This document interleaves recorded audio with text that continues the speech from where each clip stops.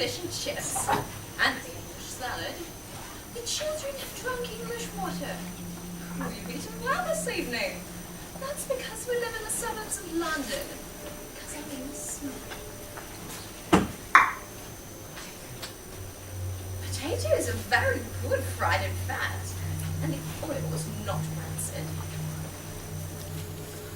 The oil from the grocer at the corner is better quality than the oil from the grocer across the street. It's even better quality than the oil from the grocer at the bottom of the street. However, I prefer not to tell them that their oil is bad.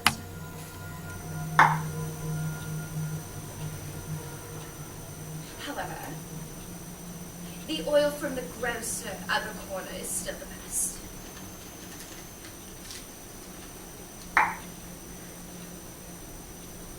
Mary did the potatoes very well this evening. But the last time she did not do them well. I do not like them when they're well done.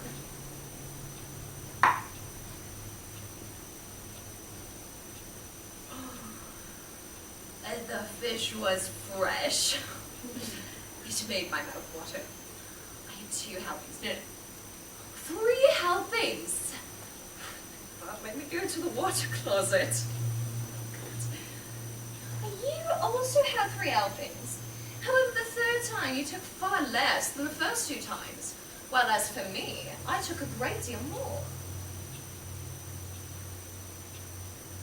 I ate better than you this evening. Why is that? Usually it's you who eats more, and it's not appetite you lack.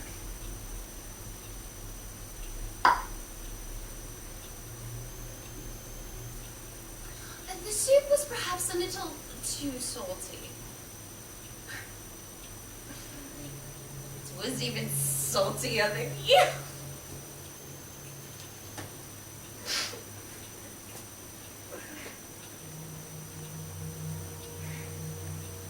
It also had too many leeks and not enough onions. I regret I didn't advise Mary to add some aniseed stars. The next time I'll know better.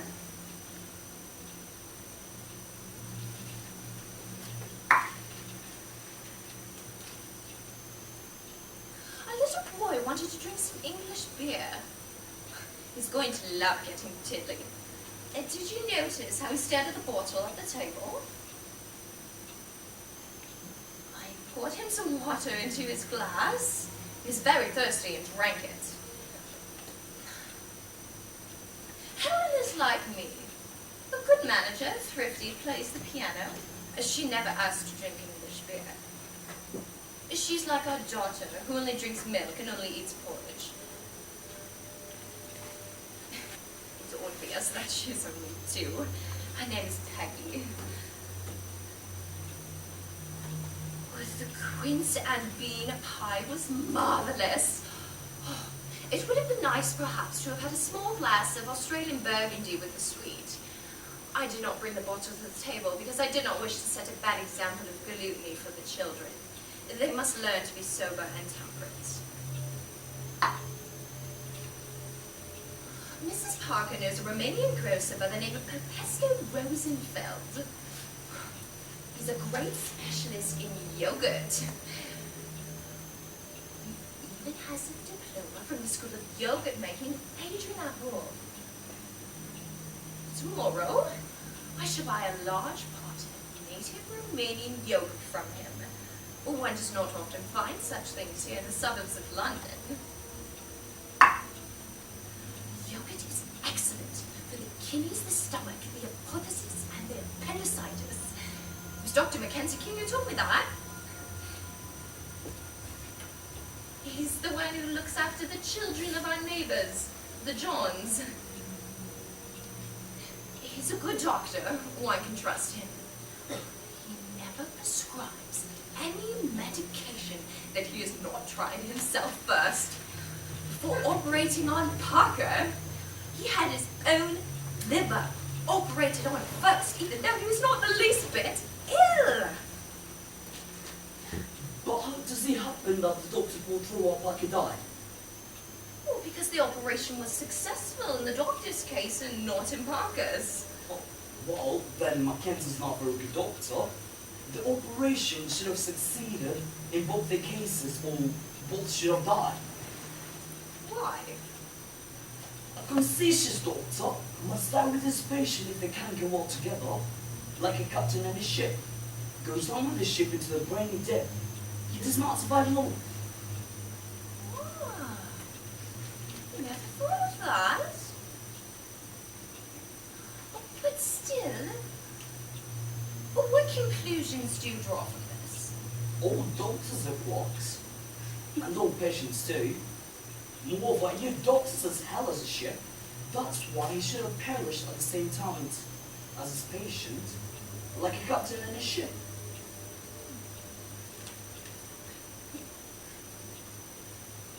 Never thought of that.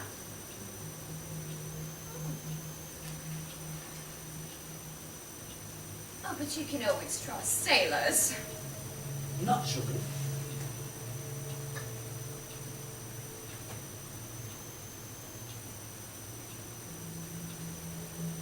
Here's the thing I do not understand. In the newspaper, they always give the age of the deceased persons, but never the age of the newborn. I never thought of that.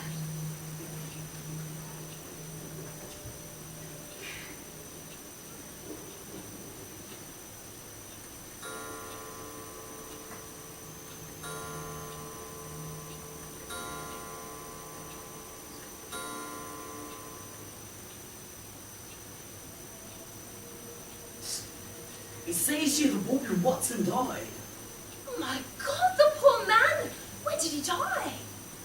Why do you pretend to be astonished? Surely you remember he's been dead these past 3 years. Oh, yes. I remembered right away. But still, I don't understand why you yourself were so surprised to see it in the newspaper. It wasn't the newspaper. It's been 4 years since his death was announced. I remember it through an association of ideas. Oh, what a pity. He was so well preserved. He was the handsomest corpse in Great Britain. And how cheerful he was. Poor Bobby. He'd been dead for 4 years and he was so warm. A veritable living corpse. Oh, Bobby. Whose poor Bobby do you mean? And it is his wife that I mean. She is called Bobby too, Bobby Watson.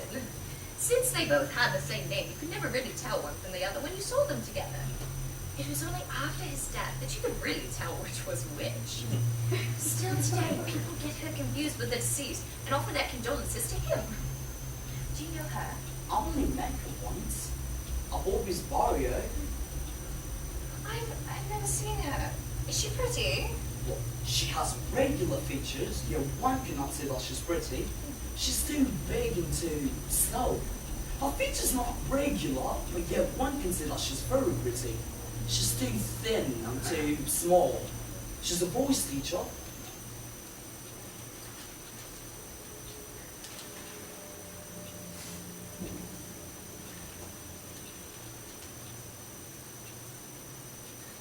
When do they plan to get married, those two? Next spring, at the latest. I suppose we'll have to go to their wedding. We shall have to give them a wedding present. I wonder what. Why don't we give them one of the 7 silver slavers that were given to us for our wedding? That have never been any use to us since.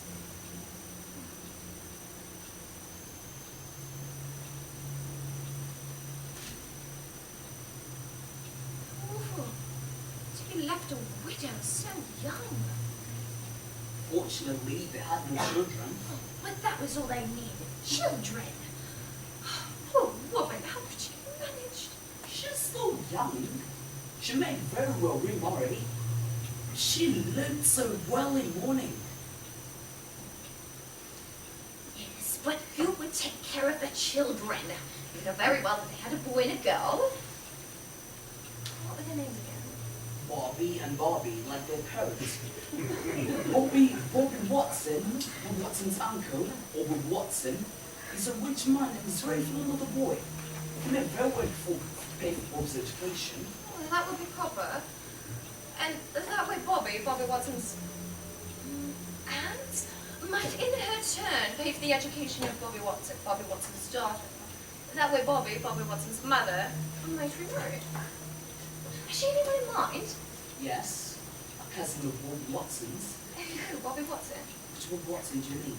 Why, Bobby Watson, the son of old Bobby Watson, the late Bobby Watson's other uncle. No, it's not the same one. It's Bobby Watson, the son of old Bobby Watson, the late Bobby Watson's aunt. Are you referring to Bobby Watson, the commercial traveller? Old Bobby Watson's like a much trouble is. What a difficult trade! However, they do so well at it. Yes, when there is no competition. And when is there no competition? Tuesdays, Thursdays, and Tuesdays. Oh, 3 days a week! Oh, what does Bobby do on those days? He rests. He sleeps. What? If there's no competition on those days, why doesn't Bobby work? I don't know. I can answer all your idiotic questions. Oh, are you trying to humiliate me? Oh, you know very well I'm not. Well, you men are all alike. You sit there all day with a cigarette in your mouth, or else you powder your nose and bruise your lips 50 times a day, or else you drink like a fish. Okay, but what would you say if some men act like women do? Smoking all day, powdering, rouging the lips, drinking whiskey? It's nothing to me. You only send that to annoy me. You know very well that I don't care for that kind of joke. Oh my dear. I was only saying as a joke. You little spitfire. Ridiculous. What a ridiculous pair of lovers we are. Come on. Let's put our collecting go bye-byes.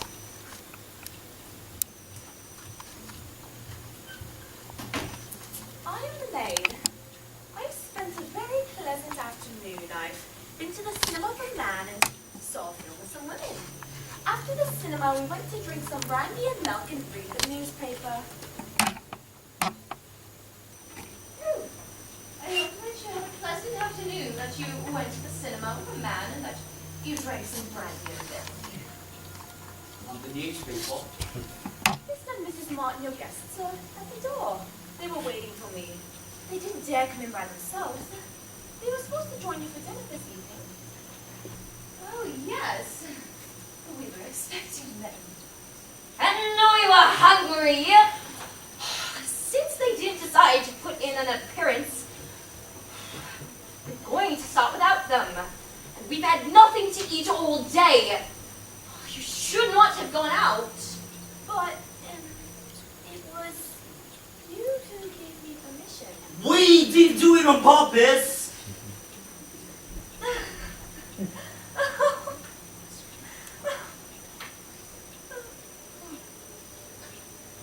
And bought me a chamber pot. Harry, please. Go and ask Mr. and Mrs. Martin to step in. We will change quickly.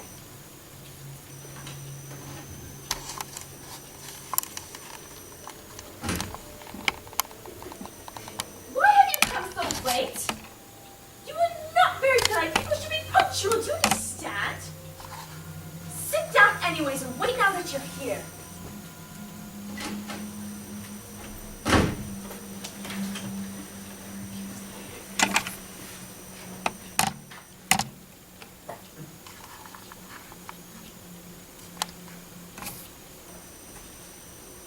Excuse me, madame. It seems to me, unless I'm mistaken, that I've met you somewhere before. I too, sir. It seems to me like I've met you somewhere before. Was it perhaps at Manchester that I caught a glimpse of you, madame? Well, that is certainly possible. I'm originally from the city of Manchester. However, I don't have a good memory, so I cannot say whether it was there that I caught a glimpse of you. Good God, I too am originally from the city of Manchester. Oh, that is curious. Is it that curious? Only I, madame, I left the city of Manchester only 5 weeks ago. It is curious. What a bizarre coincidence. I too left the city of Manchester about 5 weeks ago. Madame, I took the 8:30 morning train, which arrives at London at 4:45. It's curious. What a bizarre coincidence. I took the same train. How curious it is. Perhaps it was on the train that I saw you. That is plausible and not at all unlikely, and it is very plausible. And after all, why not? But I do not recall of it, dear sir. I travel second class, madame. There is no second class in England, but I always travel second class.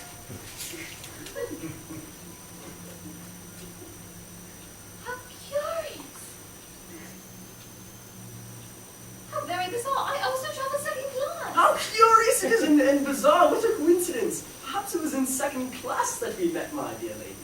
Oh, it is indeed possible, but I do not remember it very well, dear sir.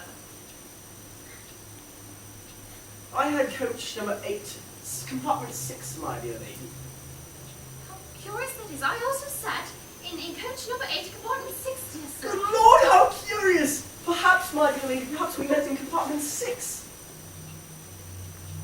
Well, that is indeed possible. But I really do not recall it, dear sir. To tell you the truth, I do not remember it either. However, it does seem very possible that we met, and as I think of it, it seems to me almost very likely. Oh, yes, truly, sir, of course, truly. I had seat number 3, next to the window, my dear lady. Well, how curious that is. I had seat number 6, next to the window. Good God, how curious! And what a bizarre coincidence then, madame! We were seated facing each other. Perhaps it was there that I came to know you. Well, that is curious. It is indeed possible, but I do not recall of it, dear sir. To tell you the truth, I do not remember it either, but it is possible that we saw each other on that occasion. It is curious, but I am not at all sure of it. Madame, were you not the woman who asked me to place the suitcase on the luggage rack and who thanked me and who gave me permission to smoke? Well, of course, that must have been I. How curious it is! And what a bizarre coincidence. Perhaps then, madame, it was then that we came to know each other. That is curious. It is indeed possible, but I do not recall of it. Nor do I.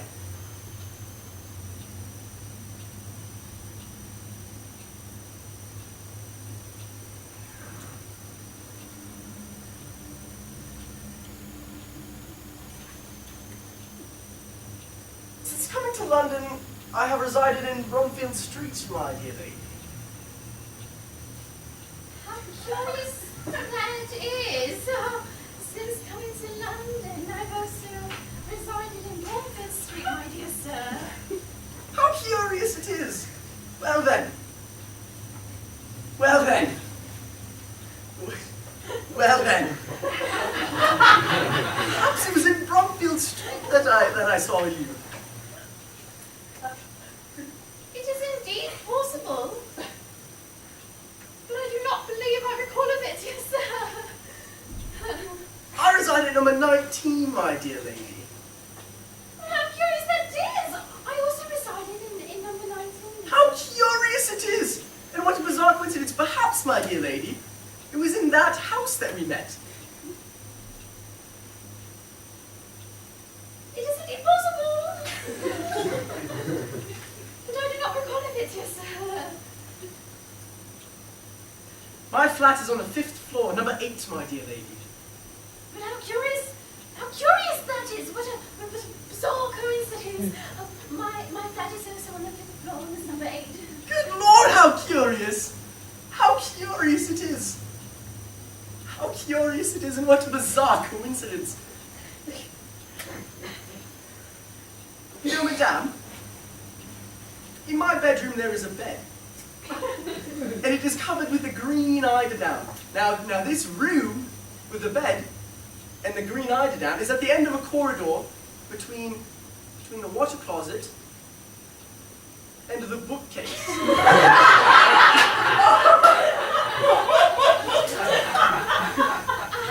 Yes, that is!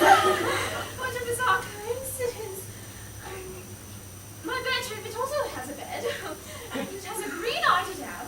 It's at the end of the corridor between the water closet and the bookcase.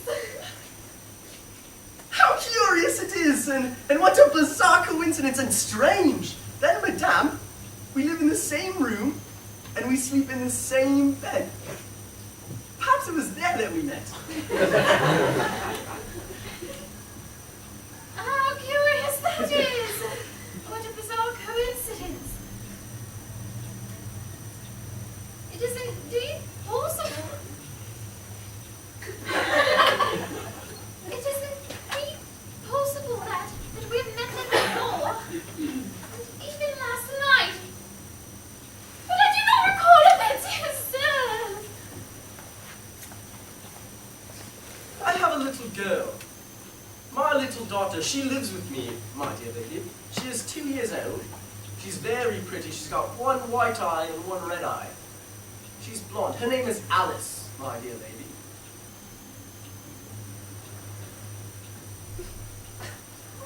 Glory. What's the girl? She's 2 years old. She has one white eye and one red eye, and she's very pretty. And her name is Alice too, my dear sir. Good God, how curious! Perhaps they are the same, my dear lady. Curious. How bizarre. What a coincidence. It really is indeed possible.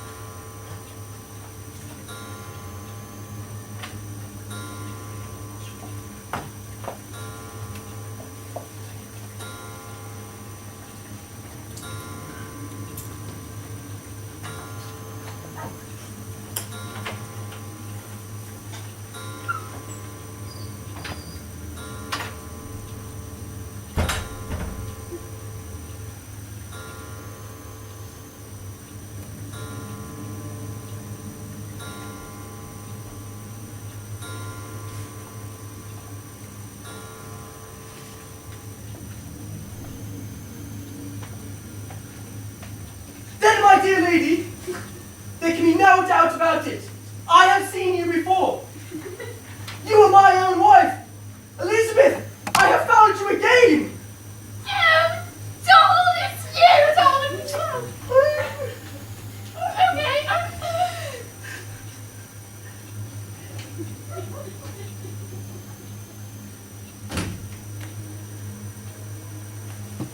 Elizabeth and Donald and I are too happy to be able to hear. I can therefore let you in on a little secret. Elizabeth is not Elizabeth and Donald is not Donald. And here is the proof. The child that Donald spoke of is not Elizabeth's daughter. They are not the same person. Donald's daughter has one white eye and one red eye, like Elizabeth's daughter, whereas Donald's child has a white right eye and a red left eye. Elizabeth's child has a red right eye and a white left eye. Thus, all of Donald's system of deduction collapses when it comes up against this last obstacle which destroys his whole theory. In spite of the extraordinary coincidences which seem to be definitive proofs. Donald and Elizabeth, not being parents of the same child, are not Donald and Elizabeth. It is in vain that he thinks that he is Donald, and it is in vain she thinks she's Elizabeth. He believes in vain that she's Elizabeth, and she believes in vain that he's Donald. But they are sadly deceived. Who is the true Elizabeth? Who is the true Donald? Who has any interest in prolonging this confusion? I don't know. Let's not try to know. Let's just leave things as they are. My real name is Sherlock Holmes. Oh, darling, let's forget all that has not passed and live life as before. Yes, darling. Oh, good evening, dear friends. Please forgive us for having made you wait so long. Oh, we thought that we should extend you the courtesy to which you are entitled. And as soon as you've been kind enough to give us the pleasure of coming to see us without prior notice, we are to dress for the occasion. We've had nothing to eat all day, and we've been waiting 4 whole hours for you. Why have you come so late?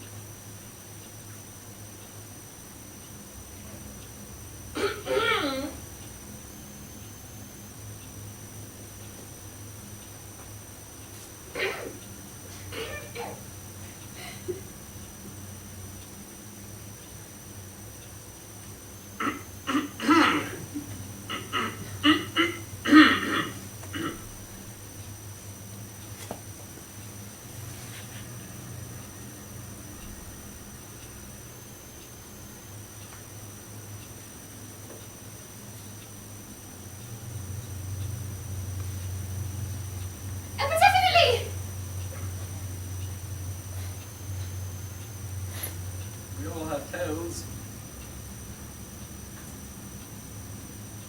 Nevertheless, it's not chilly.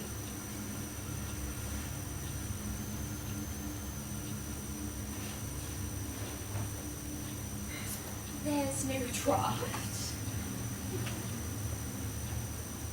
No, fortunately. Oh dear. Oh dear, oh dear. Don't feel well? No, he's wet his pants.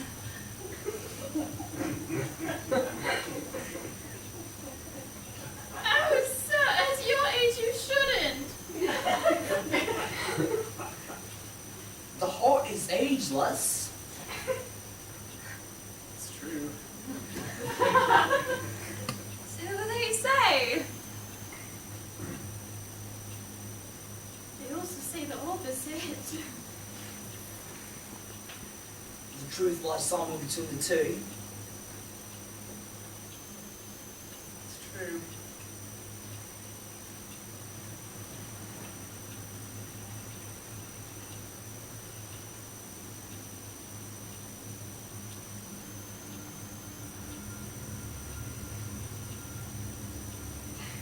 Since you've traveled so much, you must have many interesting things to tell us. Yes, my wife, tell us what you've seen today. Starting with the trouble for no one would believe me. We're not going to question your sincerity. Oh, you would offend us if you think that. My dear, you would offend them if you think that. Oh, well, today I saw something extraordinary. Something right Tell away. us quickly, my dear. Oh, this is going to be amazing. Oh, at last. Well, I went shopping to buy some vegetables. Which are getting dearer and dearer and dearer. Where is it all going to end? You shouldn't interrupt, my dear. It's very rude. And in the street near a cafe, there was a man. He was properly dressed, about 50 years old. Or not even that. Who what? Who what? Don't interrupt, my dear! You're disgusting! My dear, it was you who interrupted first. Shh. What was the man doing? Well, I'm sure that you're going to think that I'm making this all up. He was down on one knee and he was bent over. Oh. Yes, he was bent over. Not possible. Well, yes, he was bent over. And I went to take a closer look at what he was doing.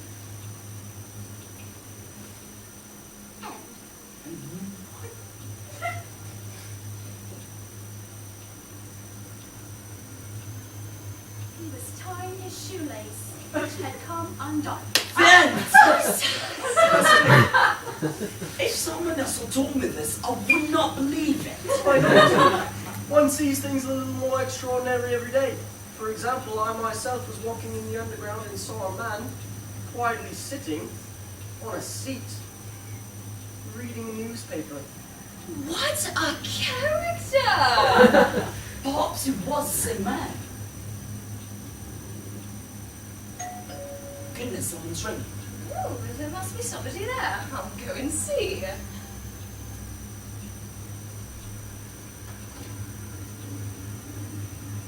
Oh, no one.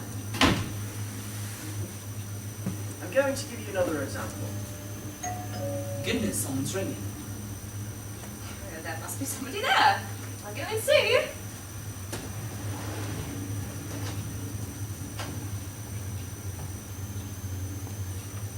No one.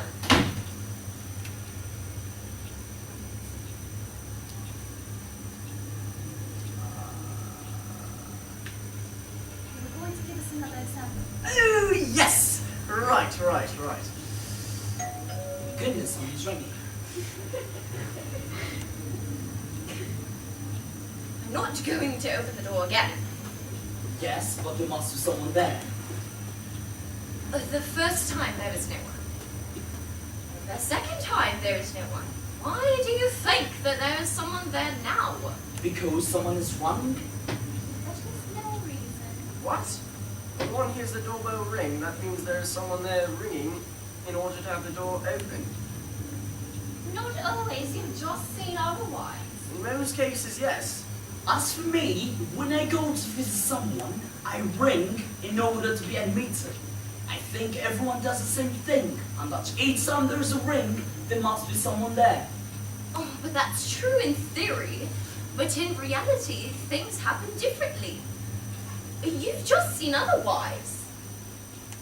What is what? Oh, you women always standing up for each other. Well, I'll go and see. You can't say that I'm obstinate, but you will see that there is no one there. You see, there's no one. Oh, you men always think you're right, but you're always wrong. Goodness, someone's ringing.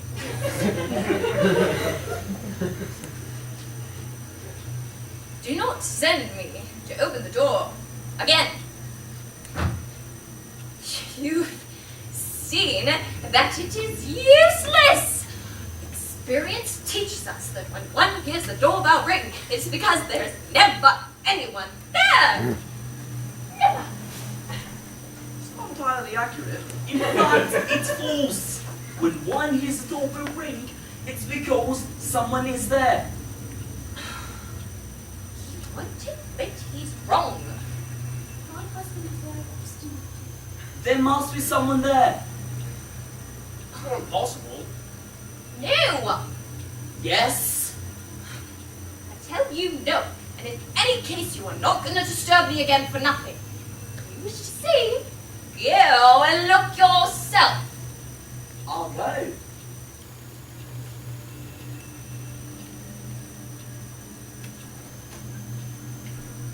Oh, how do you do? It's the fire chief. Good evening, ladies and gentlemen. Good evening, Mrs. Smith. You appear to be angry. My wife is a little challenged for being proven wrong. There's been an argument between Mr. and Mrs. Smith, Mr. Fire Chief.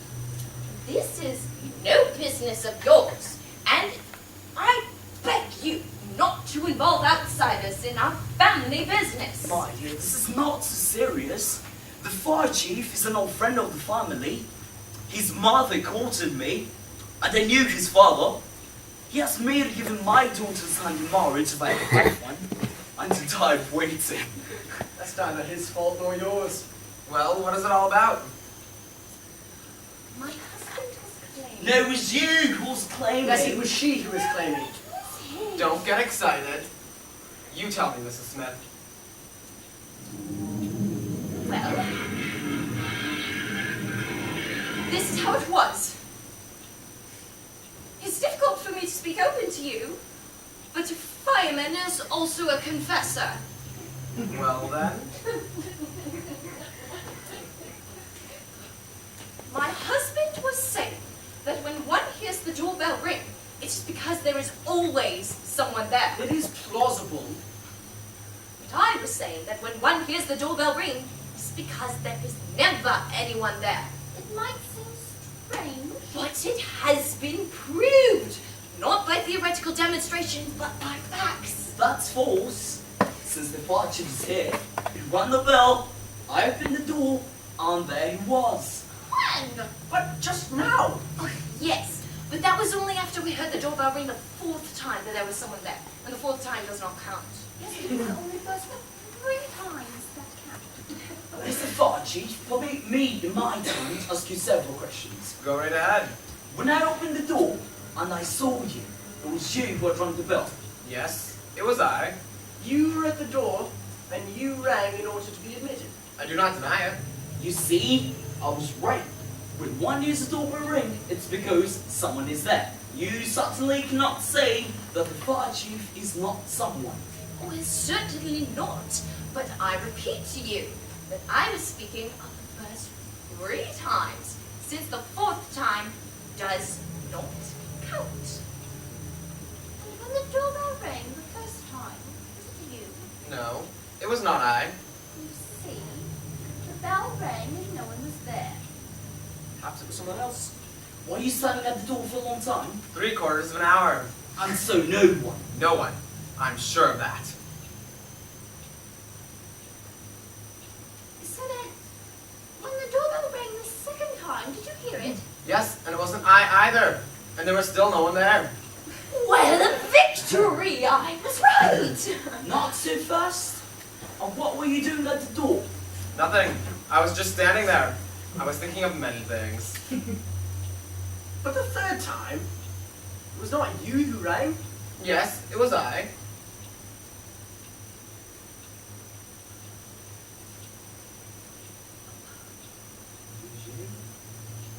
Yes. I hid myself. As a joke. But don't make jokes, Mr. Fire Chief. This business is too sad. In short, we still do not know whether when one hears the doorbell ring, there is someone there or not. Never anyone. Always someone. I'm going to reconcile you. You both are partly right. When one hears the doorbell ring, sometimes there is someone there, other times there is no one. This seems logical to me. Life is very simple, really. Go on. Kiss each other. Oh, we just kissed each other a little while ago. They'll kiss each other tomorrow. They've got plenty of time. Well, Mr. Fire Chief, since you've helped us settle this, please, make yourself comfortable. Sit down and take off your hat. Excuse me, but I can't stay long. I would like to remove my helmet, but I haven't the time to sit down.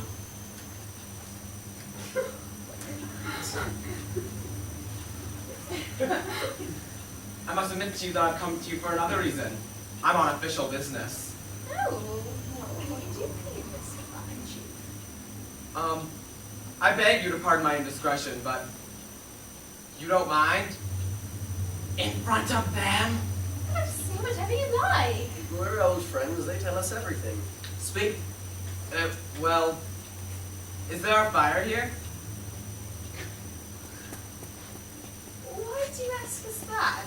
It's because, pardon me, I've orders to extinguish all fires in the city. Or, Yes, all. oh, well, I don't know. I don't think so. Or would you like me to go and look?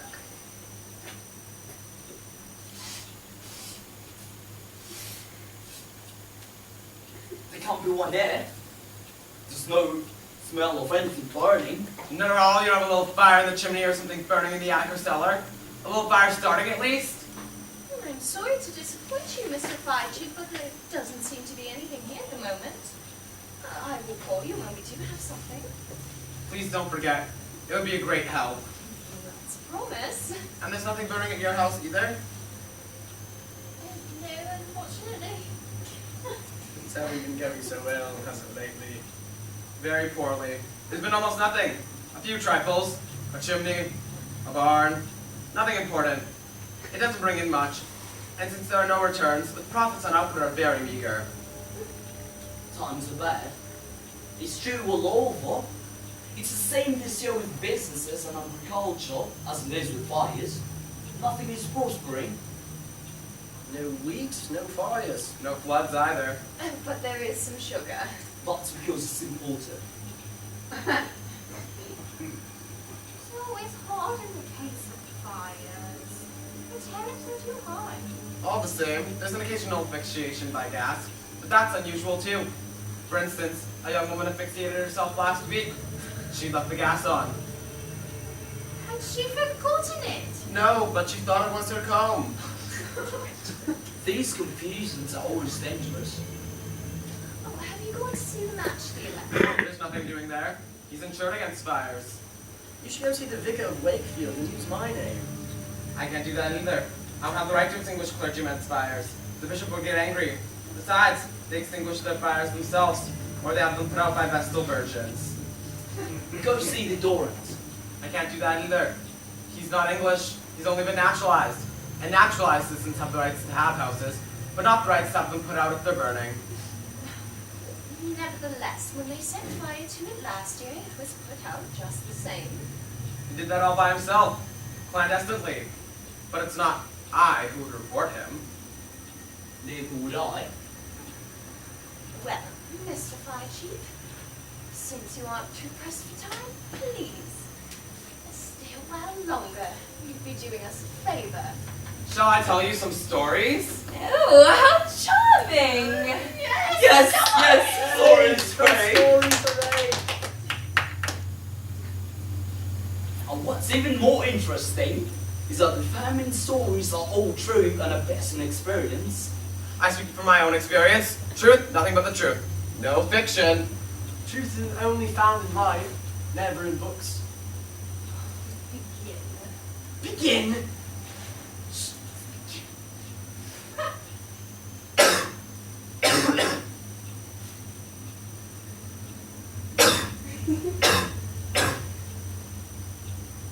Excuse me. Don't look at me that way. You embarrass me. You know I'm shy. Oh, how charming! Well, I'm going to try to begin anyhow. But promise me that you won't listen. But if we do not listen, then how will we hear you? I didn't think of that. I told you, it's just a boy. Oh, sweet child! Mwah. Well then, the dog and the cow. An experimental fable. Once upon a time, another cow asked another dog, "Why have you not swallowed your trunk?" "Pardon me," replied the dog, "it's because I thought that I was an elephant."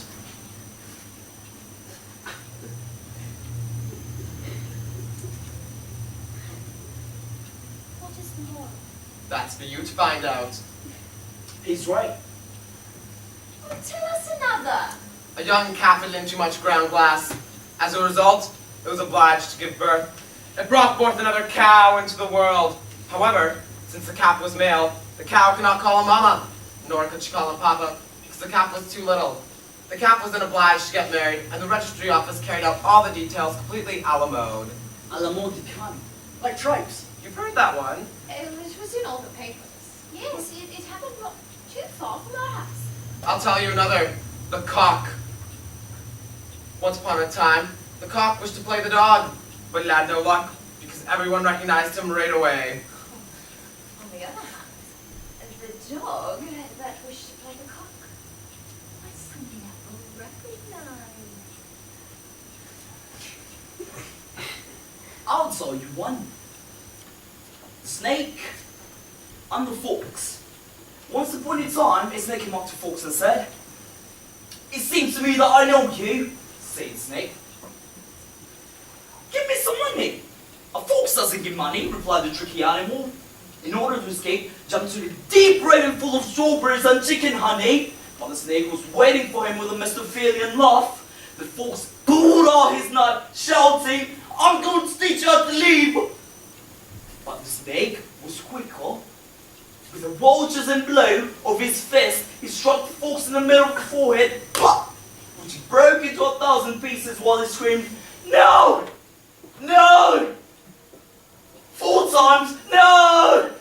I'm like his daughter.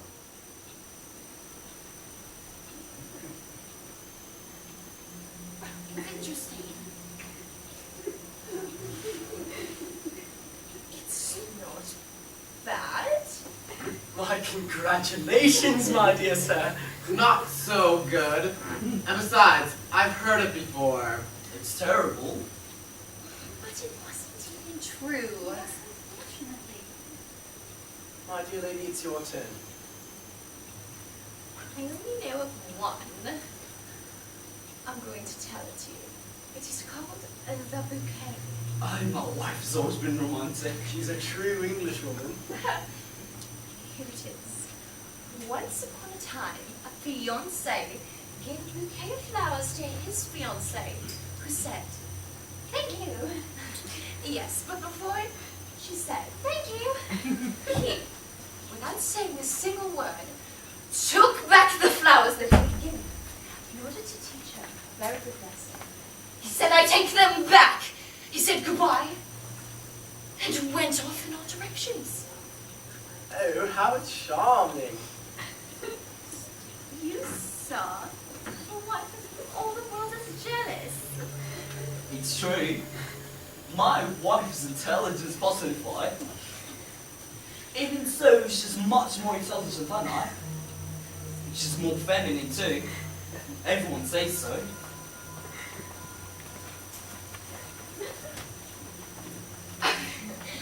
Mr. Fire Chief, tell us another.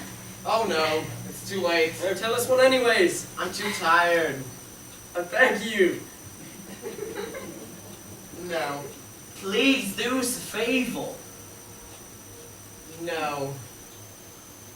You, sir?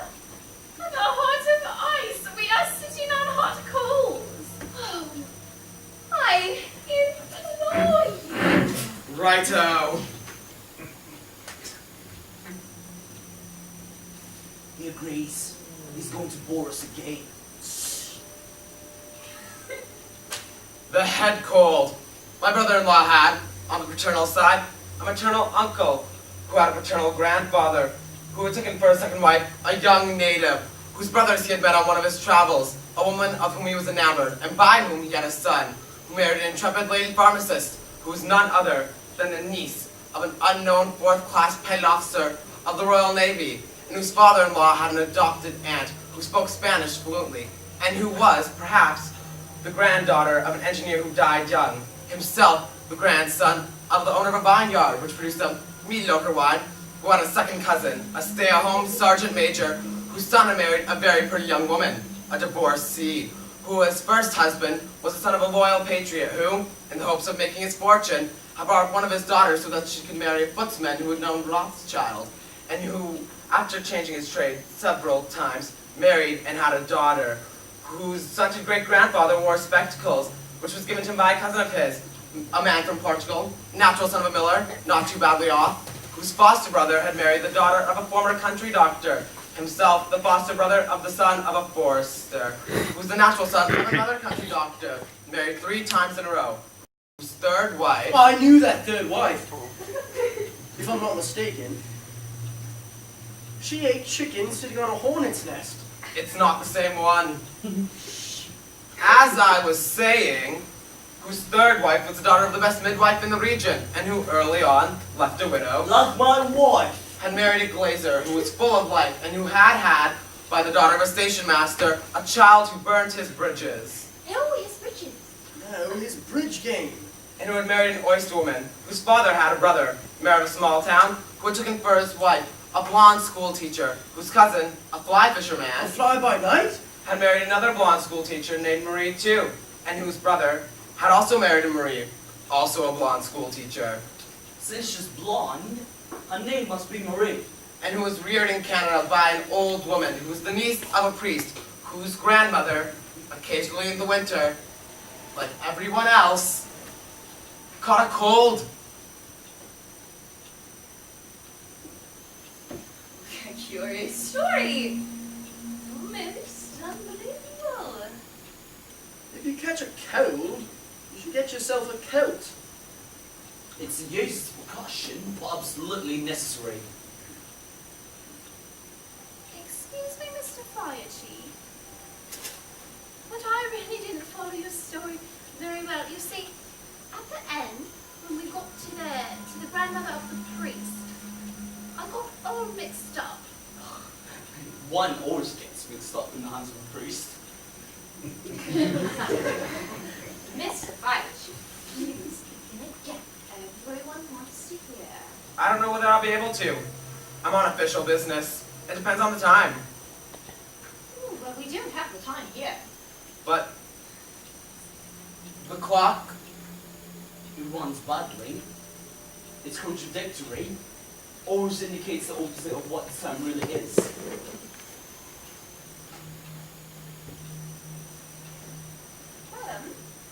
Sir? Good, madam, and so, excuse me, and these ladies and gentlemen too. I would like to tell you a story myself. What are you doing here? What have you come here for? I would like to tell you a story. What is she saying? I believe our friend's maid has gone crazy. She wants to tell us a story too. who does she think she is? Oh, And you? What does this all mean? You know each other? and how? I'm so glad to see you again at last. Oh. This is too much. Here, in our home, in the suburbs of London. Oh, it's not proper. It was she who extinguished my first fires. I'm your little fire hose. If this is true, and these emotions are real, then they are understandable, human, and honorable. And all that is human is honorable. Yes. I want to see it. She's not been properly brought up. Oh, you have too many prejudices. What I think is that a maid, even though it's none of my business. After all, it's just a maid. Even if she can be a rather good detective. Well, let me go. Don't worry, they're not so bad, really. My dear Mary, off into the kitchen and go read your poems before the mirror. You know, I'm not a maid, but I do read my poems before the mirror. This morning, when you looked in the mirror, you did not see yourself. That's because I was not there yet. All the same, I could perhaps recite a little poem for you. Don't tell us anything. Oh, my dear Mary, you're right, Berlioz. I am going to recite a poem then. Is that agreed? It is a poem entitled The Fire, in honor of the fire chief. The poly points were burning in the wood. A stone caught fire. The castle caught fire. The men caught fire. The women caught fire. The birds caught fire. The fish caught fire. The water caught fire. The sky caught fire. The ashes caught fire. The smoke caught fire. The fire caught fire. Everything caught fire. Caught fire. Caught fire.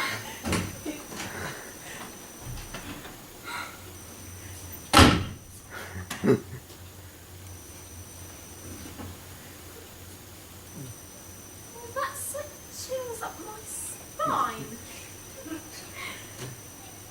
And yet there was a certain warmth in those lines. I thought it was marvelous. Oh, my.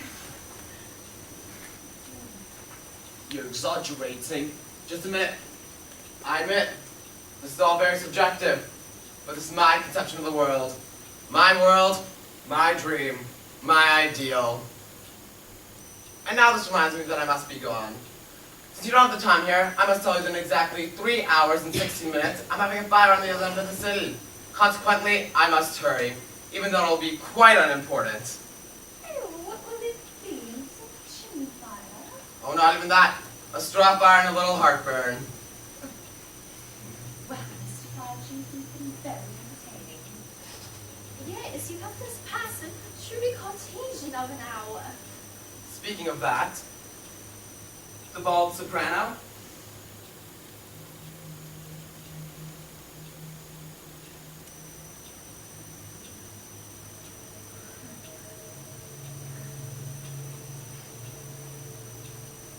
Oh, she always wears her hair in the same style.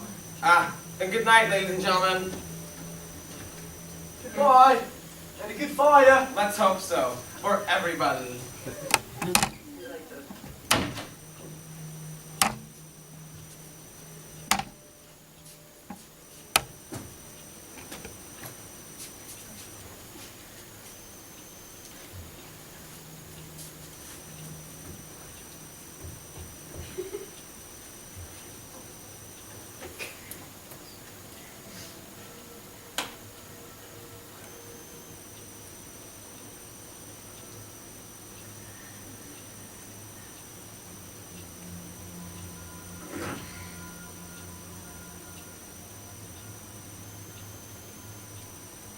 I get my pocket knife for my brother.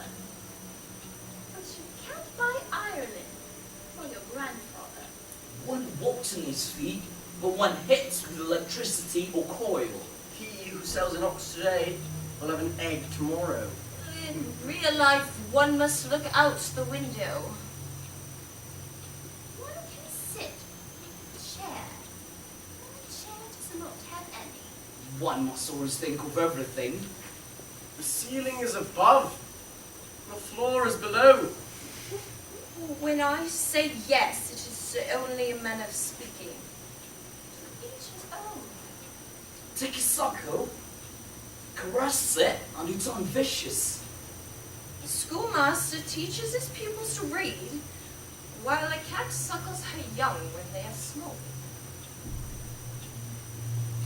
Nevertheless, it was the cow that gave us tails. When I'm in the country, I like the solitude and the quiet. You're not old enough for that yet. Oh, Benjamin Franklin was right. You are more nervous than he. What are the 7 days of the week? Monday, Tuesday, Wednesday, Thursday, Friday, Saturday, Sunday. Edward is a clerk, his sister Nancy is a typist, and their brother William is a shop assistant. An odd family. I prefer a bird in the bush And to a sparrow and a barrow. Brother steak and a charlotte and crystal in a castle. An Englishman's home is truly his castle. My uncle lives in the country and... Oh, that is none of his midwife's business. I'll give you my mother-in-law's slippers.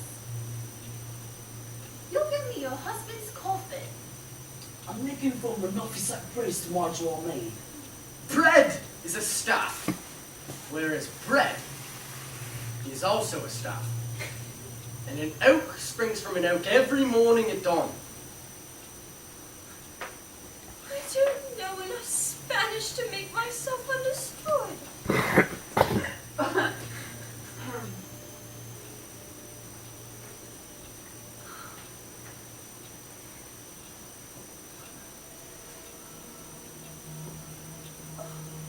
Paper is for writing, the rat's for the cat, and the cheese is for scratching. The car goes very fast, but the cook beats better. Don't be talkies, rather kiss a conspirator. Charity begins at home. I'm waiting for the aqueduct to come swinging at my windmill. One can say that social progress is definitely better with sugar. To hell with polishing.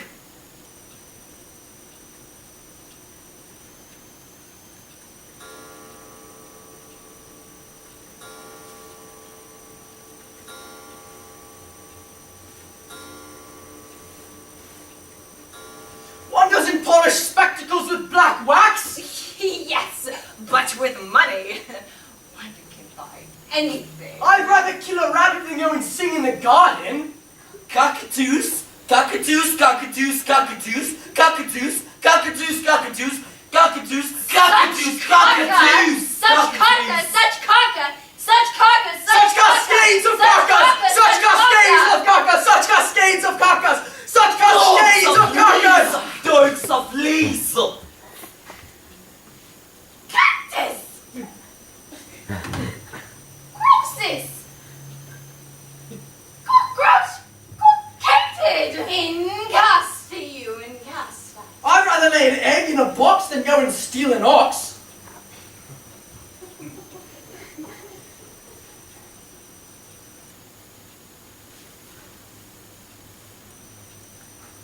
Ah! Oh, let me gnash my teeth! Crocodile. Let's go and slap Ulysses. I'm leaving my cabana among my cocoa trees.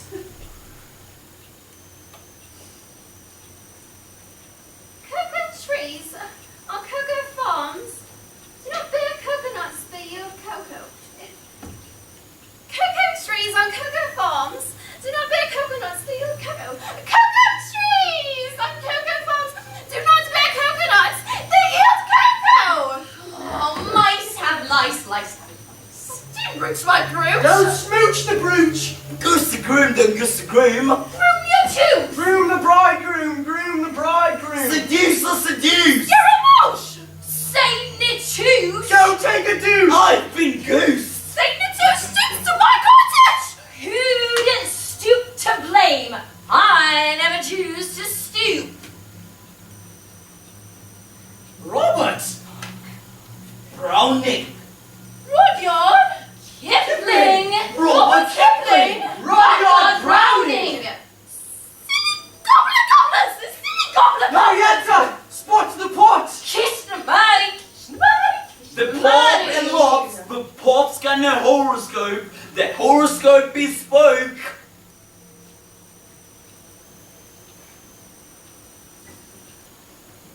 Bizarre!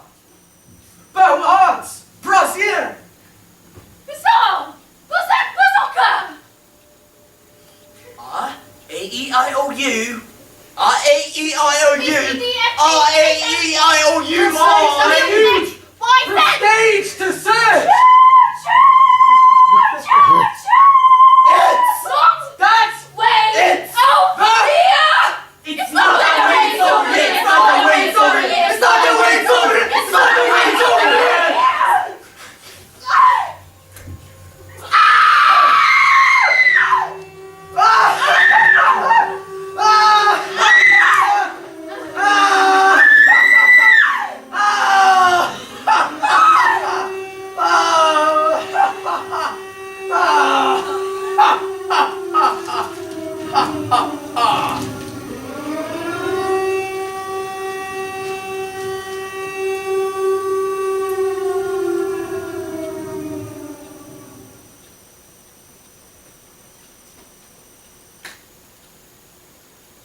There.